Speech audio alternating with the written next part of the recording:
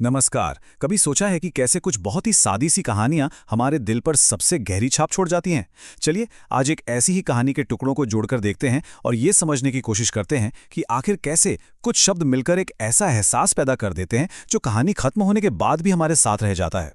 तो सवाल यही है, आखिर वो क्या जादू है जिससे एक मामूली सी लगने वाली कहानी भी हमारे जहन में घर कर जाती है।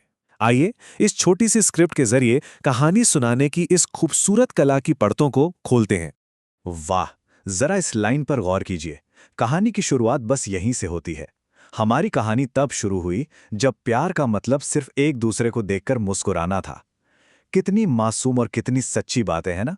बस एक वाक्य और हम सीधे उस दुनिया में पहुंच जाते हैं जहां एहसास बिल्कुल नए और ताज़ा हैं। यहीं से इस कहानी की नींव पड़ती है। तो कहानी का पहला हिस्सा है एक शर्मीली शुरुआत। कहानी कहने की भाषा में इसे एक्सपोजिशन कहते हैं। मतलब वो हिस्सा जहां कहानी के लिए आप समझ लीजिए स्टेज तैयार किया जा रहा है।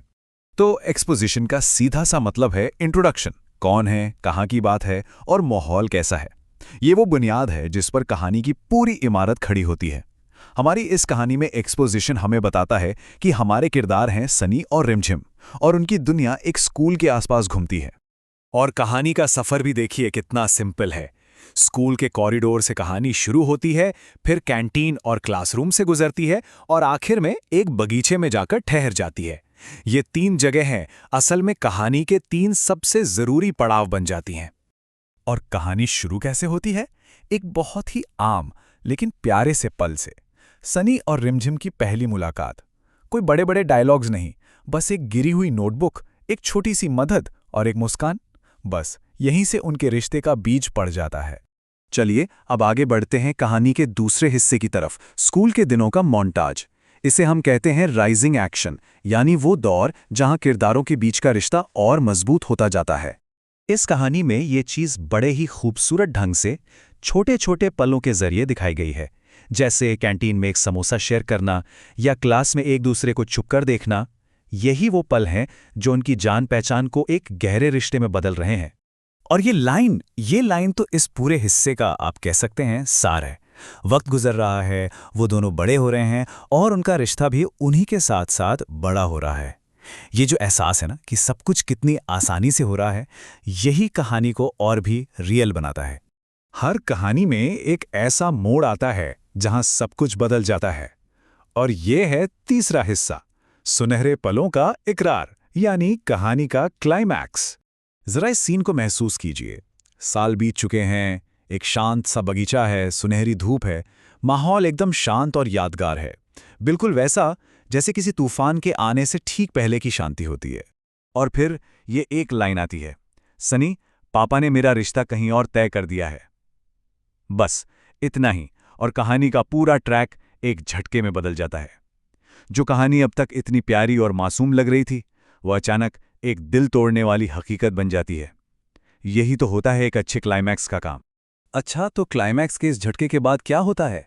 अब आता है चौथा हिस्सा, एक अधूरी कहानी। इसे कहते हैं फॉलिंग एक्शन, जहां कहानी अपने अंजाम की तरफ धीरे धीरे बढ़ती है।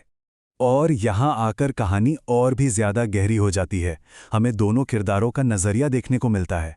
एक तरफ सनी है, जिसे लगता है कि इस कहानी का अंत गलत हुआ, और दूसरी तरफ है रिमझिम, जो उस अधूरेपन में भी एक खूबसूरती देख रही है। यही दो अलग अलग नजरिए कहानी को असल गहराई देते हैं। और रिमझिम का ये डायलॉग, सच कहूं तो ये इस कहानी का दिल है। वो अपने रिश्ते की तुलना इस बगीचे के फूलों से करती है कि भले ही फूल मुरझाकर गिर जाएं, लेकिन उनकी खुशबू हमेशा हवा में रह जाती है। ये लाइन उस अधूरी कहानी के दर्द को एक खूबसूरत मतलब दे देती है। और अब हम पहुंचते हैं कहानी के बिल्कुल आखिरी पड़ाव पर, पांचवां और आखिरी हिस्सा, बगीचे में बसी याद, जिसे हम रेजोल्यूशन कहते हैं। यानी वो पल जो कहानी खत्म होने के बाद भी एक असर छोड़ जाता है। सनी का ये आखिरी वॉइस ओवर पूरी कहानी को एक धागे में बांध देता है। सोचिए, स्कूल की धूप मतलब एक मासूम और जोशीली शुरुआत, और गार्डन की शांति मतलब एक खामोश और ठहरा हुआ अंत।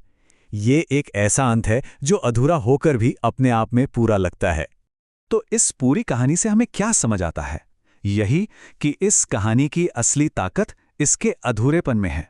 जरूरी नहीं कि हर कहानी का अंत हैप्पी एंडिंग ही हो। कुछ कहानियां हमें एक मीठा सा दर्द, एक खूबसूरत सी याद दे जाती हैं, और शायद वही उनकी सबसे बड़ी जीत होती है। और आखिर में ये कहानी हमें एक सवाल के साथ छोड़ जाती है। क्या एक परफेक्ट याद को संजोकर रखना एक ऐसे भविष्य से बेहतर है जो शायद उतना परफेक्ट ना हो? ये एक ऐसी बात है जिस पर सोचा जा सकता है। इस सोच के साथ आपसे फिर मुलाकात होगी।